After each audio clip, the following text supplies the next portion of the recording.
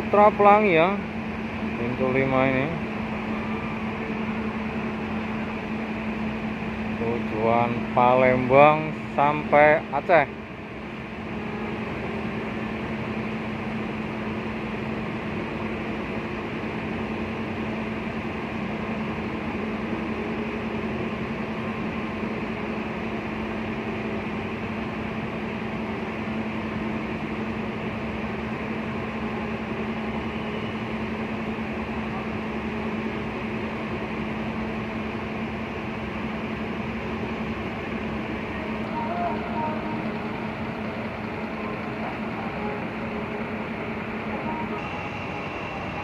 Di pintu 1, 2, 3 sini sudah terpantau 2 unit dari Sinar Jaya ya. Adapun penumpangnya sendiri masih sepi.